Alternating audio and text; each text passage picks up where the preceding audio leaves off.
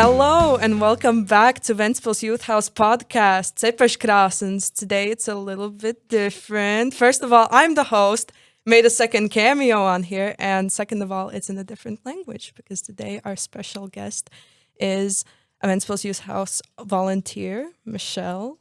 Could you introduce yourself? Hello. Yeah, of course. I'm Michelle. I'm from Ukraine, and I've been volunteering in Ventspils Youth House since this September, so 2.5 months now.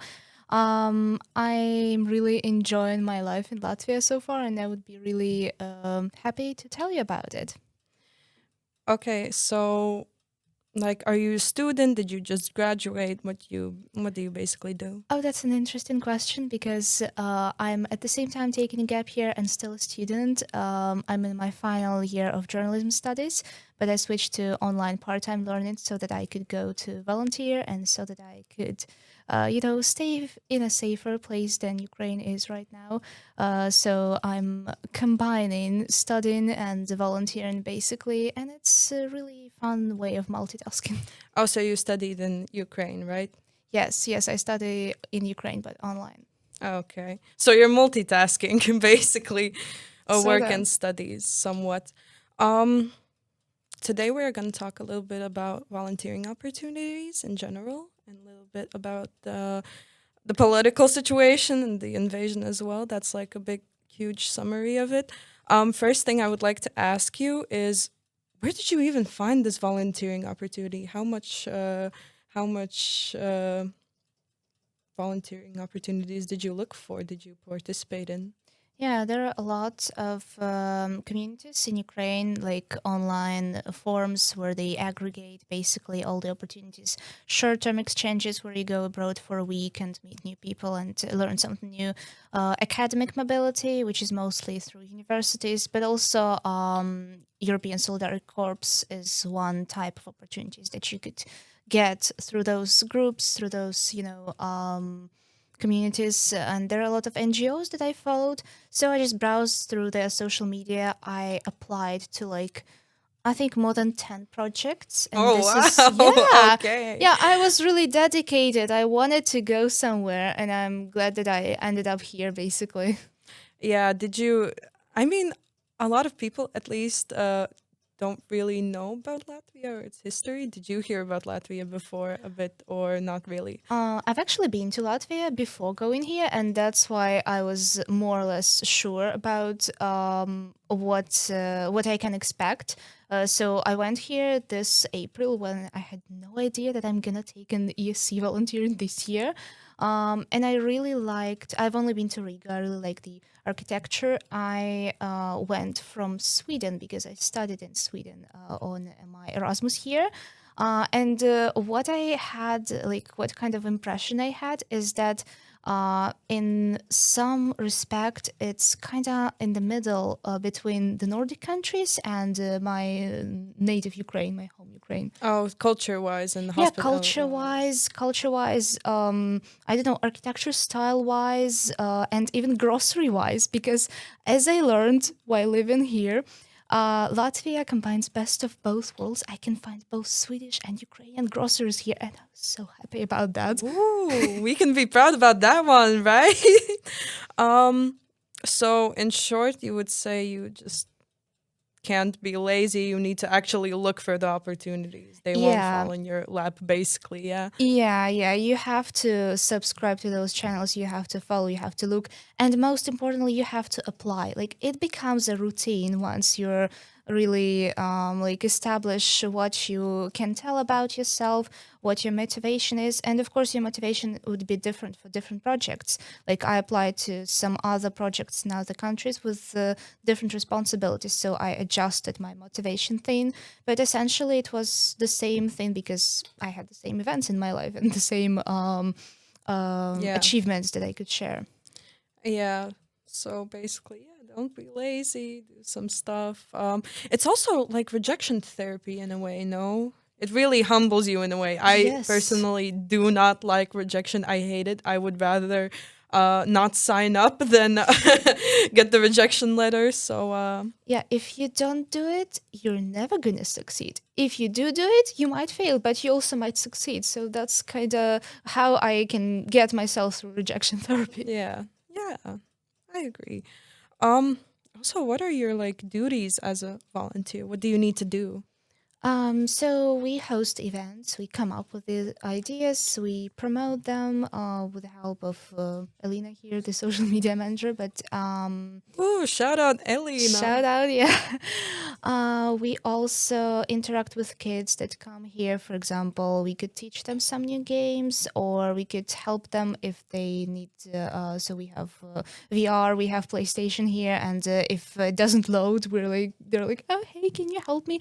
And I come and I'm like, I have no idea how this works. Can you ask some of the guys? But yeah, that's just not my field. I'm not very good with tech. Yeah, but maybe you overall. could learn. Yeah. I'm also not Yeah. tech savvy. This is a really good place to learn actually, because in my first weeks I learned how to paint a wall. We decorated the house, the youth house.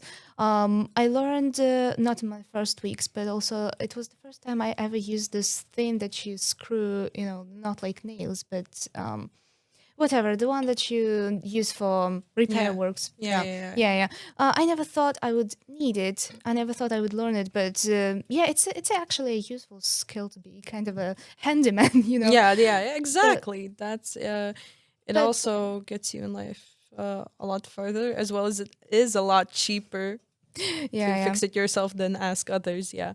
But mostly my duties are concentrated around events and also going to schools for teaching them some English or team building or doing games. Okay, what's your favorite hosted event so far? I think I really love talking about Erasmus. I had an event on Erasmus Days, what it is, how to apply, basically what we just were talking about. So I really love sharing what I already learned so that others could learn that too. But I also really like the bingo event. I tend to really dress up for the events that I'm hosting. As you can see now, today I'm hosting the Latvian song quiz, and it was really challenging to complete the list of those songs because I didn't know any of them before. But I kind of managed. Yesterday, we also hosted that, and a lot of people guessed. So I chose the right songs with the help of my amazing mentor Anya. Yeah, probably not a lot of people know that. I am also a mentor. I am a mentor for Michelle. I help her somewhat integrate in Latvia, in Ventspils. And it's going great. As you can tell, I'm doing my job right for Yes. now. Yes. Another question, do you pay for living yourself, visa, stuff like that? How did you take care of it? That must be a really difficult situation to take care of, or somebody helps you with it. So basically, European Solidarity Corps is a program that covers most of the expenses for you. You don't have to pay for anything yourself. I get the food money and pocket money. I get the apartment where I live in for free. And I also got help with the visa. So the visa application fee, it was paid by my project manager. So I didn't have to. The only thing I can do is pay up front and then get reimbursed. So it's been very smooth with the help, and I received my visa by the end of the month that I was living here, by the end of my first month. Oh, that's a really big bonus that you don't have to pay for yourself. It really is a journey in a way that is reimbursed. That's a really big bonus. Yeah, I also got reimbursed for my travel tickets here, and when I'll be leaving, I will also get that money back. So yeah, if you are discouraged, you should, for some reason, for example, I don't have enough money for that. That is totally not a problem. European Solidarity Corps mostly takes care of it, from my understanding. Most of it. Yeah. There are some volunteering projects where you have to pay them for that, not a large sum, but you have to pay for them. But European Solidarity Corps is essentially where you don't have to pay, where all expenses are covered. Only if you go somewhere traveling outside, you can pay for that yourself, but it's up to you. You can go travel, you can go, you can sit at home or just work, grind. Yeah, of course. So that's really encouraging for anyone and everyone. Soon to be graduates, maybe. I would like to take a gap year and do volunteering as well somewhere abroad. I think that would be really interesting. What would you like to achieve? Like, what kind of big time project would you like to make here while you're in Ventspils, Latvia? That's something I've been thinking even before I applied, because you're supposed to have some kind of personal project, which is not just your duties, but something beyond. And what I've been thinking about is I want to go to masters in film or something cinematography-ish. So maybe I was thinking about filming some kind of video, movie, documentary, whatever, about youth house and volunteering. But it's a really raw idea in my mind, but it's something that I've been thinking about. Yeah, but it is totally achievable in my opinion. Yeah, You yeah, can I make it a mean- reality. I mean, we have a video studio here and the cameras, and it's. I was really amazed when the first time I saw it, because it looked very professional, like in an actual TV studio. And yeah, with the right equipment, time, and people, I could do that. Yeah, I cannot comment on this. I have never been in a video studio, so I cannot literally comment on this.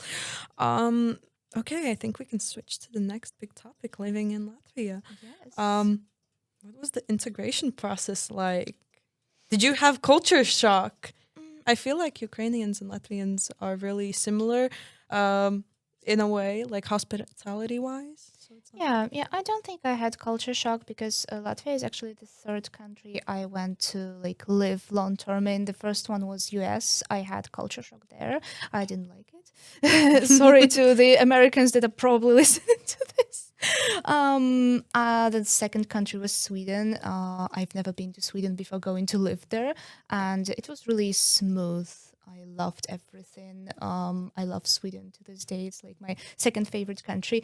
Latvia, I've been here before going to live here, so I didn't expect to see something unexpected. I didn't expect to be like, oh, wow, I'm so surprised. I've never seen this before in my life. So I don't think I had culture shock, because overall our cultures and maybe temperaments, the character of the people is quite are similar. very Yeah. Yeah, in a way. We even Also- have similar superstitions. Yeah, I was about means. to say that. Maybe you could comment on some superstitions that are common for both of us. Yeah, I just saw some TikToks that you guys all not only knock on wood, but also spit over your left shoulder when you don't want something to happen. Yeah. I'm like, oh, that's the same thing we do in Ukraine. And I feel like we share some kind of values, in terms of how we value our independence, our country, Yeah, totally. the patriotism. I see a lot of flags, like Latvian flags, obviously also Ukrainian flags. I have this joke that Latvia has more Ukrainian flags than Ukraine does. Yeah. And it's the Proclamation Day is approaching, and I see so many people with Latvian flags on their lapels, and it reminds me of Ukraine, because we also love our traditional clothes, our flags, and Oh, also, keeping the tradition of the podcast, we should really put the pizza in. Would you like to do the honors? oh sure, I have never done this before. I hope I don't mess this up. You need to put it inside, Yeah. turn on. It's going to be for 10 minutes-ish, 150 degrees. It's kind of hot, so I can take this. Yeah. What? Maybe you want... Also, another superstition. What was another one that was really common? Yeah, knocking on wood, You told me. spitting. There was one really funny one. I do not remember. I don't want it to be just silence while we put the stuff in, so I'm just babbling on about random stuff. Yeah, I feel like our cultures, hospitality-wise, are very similar. I have a few volunteers that are, for example, from Spain, right? The first thing I asked, did you have culture shock? He was like, yeah, the people are not that friendly, really, towards me. They are not that open-minded, I guess. No, it's quite similar to Ukraine. Like, we wouldn't be smiling with all 32 teeth at the grocery shop and be like, oh, how are you today? No, because when we, like in Ukraine, when we ask how you are, we actually expect an honest, detailed, and long answer. We don't just answer that to random people. And that's why nobody asks it if they don't expect this kind of answer. That's why I feel like this less openness, this kind of cold behavior that might be called to some people, it's actually being honest and sincere. Yeah. I would like to joke that I would joke around that since we are closer to the north, right, to the Nordic countries, we do not want to waste warm breath, right? We don't waste our time. If we mean it, we really do mean it. Yeah, your thoughts on Latvian hospitality? I feel really welcome here because of the Ukrainian flags that I've seen everywhere, and also because of the people. Like, they are really like, if I go to the library and I ask something, they will be really willing to help and answer. Like, no small talk probably, but I'm not here for the small talk. I'm here for the books. So it's yeah, I really feel nice. like for introverts, it is a really nice country, actually. No small talk, no extra questions. Nobody judges you. If you want something, they're just gonna give it to you. No extra conversations, no extra nothing. Yeah. Before I learned like basic Latvian words like labdi and paldies, I would just not speak at grocery store. I would just go like, and they were like, yeah, and that's it. Yeah, of course. Yeah, that's the. I was in Sweden. No, actually, in Poland, it was a lot more noticeable. A lot of people actually don't know how to speak English or refuse to. I don't know. So the situation was just amazing. I basically played charades the whole time, or just nod and wave, which was really uncomfortable for me because since I speak English, I guess you could say almost on a daily basis. At least now, since I'm a mentor, it is easier for me. And if I do not know the language, I feel like I'm disrespecting people in some way. Yeah, But that's my inner problem, not the others. Issues language barrier wise. Did you have any issues? Well, it's kind of difficult when people don't speak English, and I feel like I feel really uncomfortable, like you said, when I don't speak the language of the country, and I can't really like, I want to learn it. I don't want to disrespect you guys. I want to be able to speak with you in your language because I live here. But while I haven't learned it to this kind of level, I'm using English because like that's the international language, and yeah.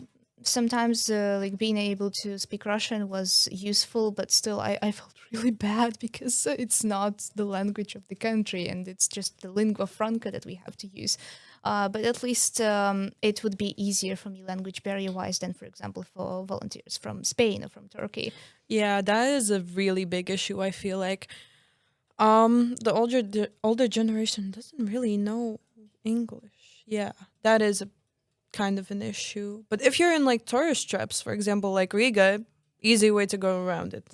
Yeah. When I went to Riga, I think I didn't use Russian at all. I was like just getting with English. Yeah.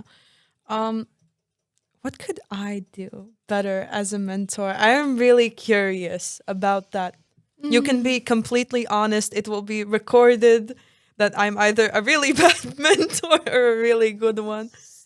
Stop, bro. You're doing your best. Like, really, you come to youth house almost every day and we hang out. Like, we could have a call for an hour because we needed to buy tickets. And that actually happened yesterday. Yeah, yesterday we had a really nice conversation. And at the end, if I wouldn't have remembered, we would not have bought tickets to Kaunas.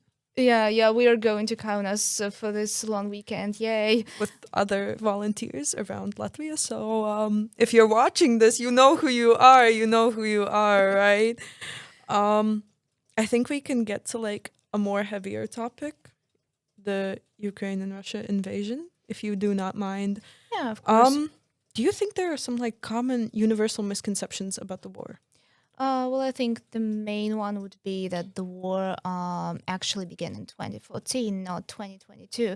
So 2022 is another phase, the full-scale invasion, when the whole country actually was really heavily affected when they started launching missiles on even the westernmost parts of Ukraine, and when there was like electricity, gas shortages, all this type of stuff.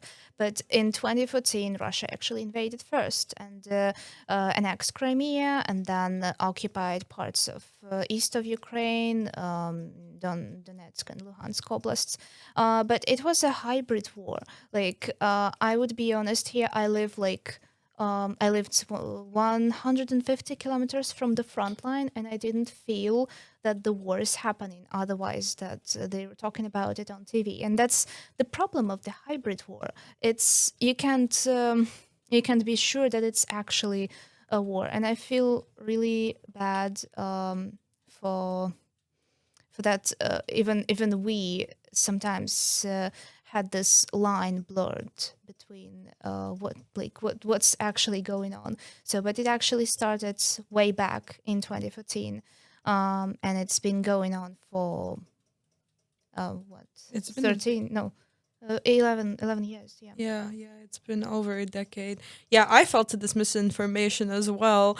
I did not know that it started in 2014, so it was also a surprise to me in a way. What were the first few days emotionally wise when the second scale invasion Yeah. happened? What Yeah. was it like? I remember to this day that I was supposed to have a math test on 24th February 2022, and then I was supposed to wake up at 6:30 because I had school at 8. But I woke up at 6, and I saw that the light in the living room is on, and I'm like, oh, something is off. Like, the news were crazy like a few days before that. First, the planes stopped flying in Ukraine, like they just forbade them to do that. Then the embassies left, and we were like, something is definitely coming. And Yeah, we were it was like the anxious. calm before the storm. Yes. Everything gets calmer. Something is really off. You can basically feel it in a way, right? Yeah, I could feel that. And when I woke up at 6 and the light with the living room was on, and I heard the voices and I heard some like panic, I understood that it's happening. Like, the war began. And my mom came to wake me up, even though I was already awake. And I'm so thankful to her for the courage, for not panicking, for not saying, oh, Michelle, the war began. She was just like, Michelle, we're going to our house in the countryside. And I'm like, yeah, okay, I will be ready in 10 minutes. And we went, we heard some explosions, some sirens, but we went to the countryside, and we thought it was safer. We didn't really have a plan. Like, we didn't go abroad for the first 10 months, but we were in a relatively safer areas. Like, we were not attacked by the troops. So Yeah. it was really hectic. I mean, I remember the day. I think I even watched the news when the second scale invasion happened. It was also, I feel like, since we're a post-Soviet country, we also empathetically, I guess you could say, in a way, feel for you guys. Of course, we would never understand what's happening. The newer generation, we do not understand the scale of what's happening, what you guys are feeling. I cannot imagine it in a way as well. What were some of the hardest adjustments you had to make in life?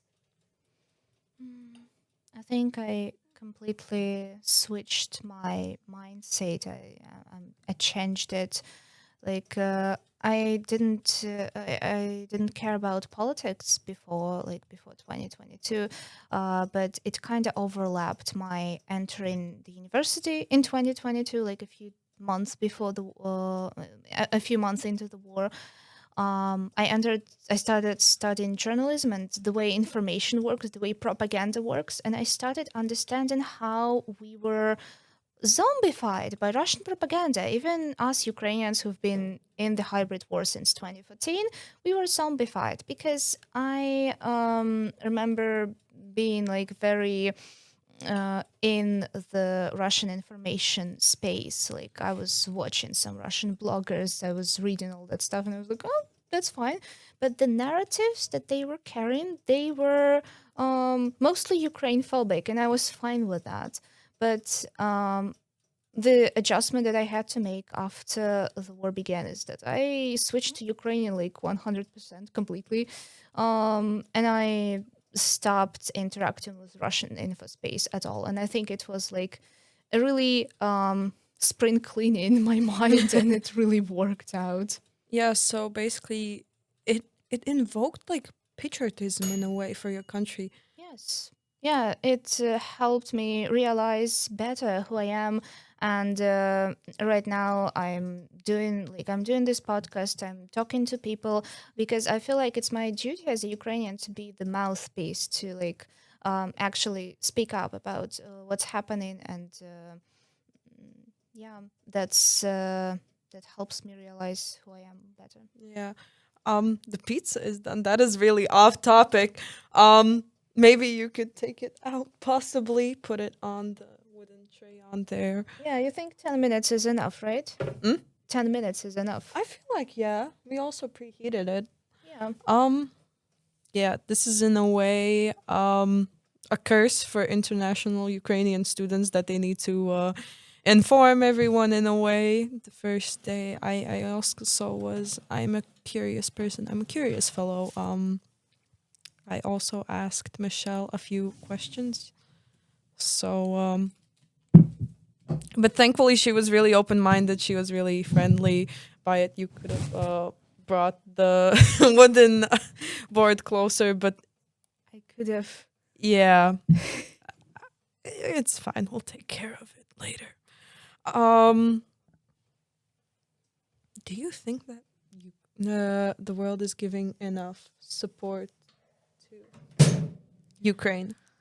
It depends on which part of the world you're asking. Like the Baltic countries, my favorite countries, I love them. Like the level of support in financial wise, like I don't know, culture wise, is over the roof. I think the Baltic countries. I'm not sure which exactly one. I wanted to be Latvia, but I didn't check the information. But GDP wise, like the percentage of their GDP is the highest that they contribute to the aid of Ukraine. So the Baltic countries, the Nordic countries, we're really grateful for their support, and they've been the most vocal advocates for Ukraine because they know what Russia is on their own experience, and they know how important it is to like support us.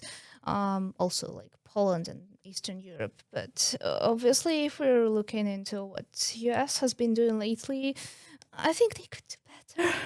Yeah, I'm not really educated enough on politics. That is not my forte, I guess you could say. But actually, what about the media? Do you think the media portrays what's happening actually right now accurately, or does it have some misinformation a bit? What do you think? I haven't been following the like Western media this much lately. I think the world is getting tired of the war, which is kind of an interesting thing to say, as we're also getting tired of it. We're living in it, like not me personally, I think but we're getting Ukrainians. used to Yeah. it, I guess you Yeah. could say.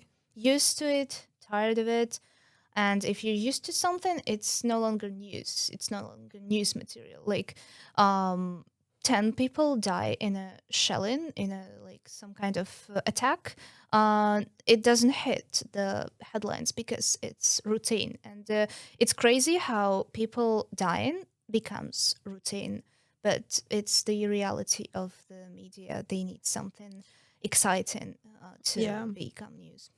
Do you think they need to like inform 24/7, keep, just don't care that it's maybe even old news that they need to keep going? Or do you think that I think they need to find different angles, different stories, because there are always some stories that like of the children that get deported to Russia forcefully, like they don't want it, but they take them from the occupied territories and they live there, they feed them propaganda, and then in a few years they could come back to Ukraine, like through hell and fire, but they come back and they kind of like, you know, rescued. So these stories, they are kind of unique, like because each person has a different path in this way, and maybe those could be highlighted more. Yeah, like basically, people of different ages, different stories, different like living situations really do have different stories and the situations they face right now.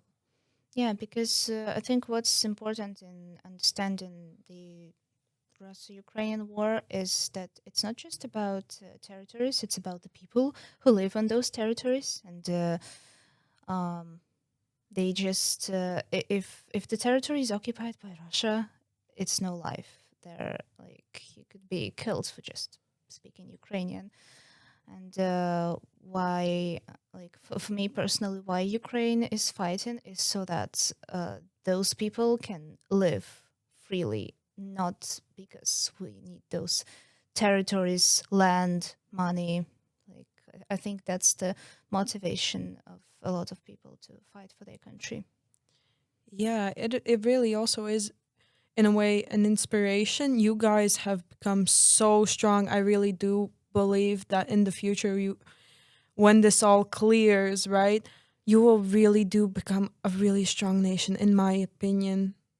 And I feel like we every country should be more patriotic and more loving of their country and want to fight for freedom and the safety and roofs over our heads.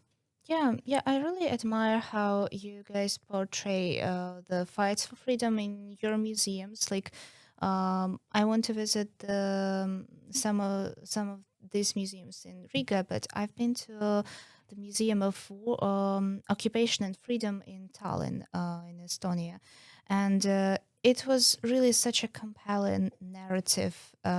How you show it, like freedom is not something that you take for granted. It's something that a lot of people have been fighting for, and it's something that we should really appreciate. And I really appreciate how you guys celebrate your Proclamation Day, or what was on the 11th. How do I pronounce it correctly? Latvijā. Latvijā, yeah, the people who fell for Latvia, basically. Yeah, you also went on the torch walk. How was it? Yeah, I think it's a really nice tradition that really unites people because, so essentially it's a walk with torches to commemorate those who fell, in fights for Latvian freedom. And I think it's the biggest number of people that I've seen in Ventspils, the same place. Actually, I feel like a lot of people were participating this year. The years before, I did not realize how many people participated, or at least there were not as many as this year, and all around Latvia as well. Also seeing other international volunteers being beside us when in the group chat, for example, from Spain, right, participated, brought the torch, put some candles down the memorial place, right? I really do not feel alone in a way. Mm-hmm. It is not a misconception that we are a small country. We really are, like 1.9 million, right? A lot of people maybe don't even know our history or what has happened, what we went through, right? Or maybe where we even are on the map. But seeing other people fighting for what's right, or participating in these kind of Latvian patriotic activities, it really makes me feel like we are not alone. We are supported, and people do educate. There are people that want to educate themselves and support us. Yeah, I really like participating in this kind of activities, partaking in the tradition, because I'm here. Why don't I learn more about it? Why don't I really know the Latvian culture from the inside? And was a really nice opportunity, like how the fire passed from a Latvian person to a Spanish person, then to a Turkish person, and to a Ukrainian person. Like we were all kind of united in that way. Yeah. It was really a day of unity, and also, yeah. Talking about support, what do you think that the podcast listeners could do to support Ukraine or other causes? What could we do So as mere average people? if you have any like spare money that you could give to a good cause, just look for trusted funds that help the Ukrainian army, because that's what we really need right now. But if you just want to support in other ways, read news from trusted sources. For example, the Kyiv Independent is the biggest English language Ukrainian media outlet, where it's like unbiased news, but from the inside of the country.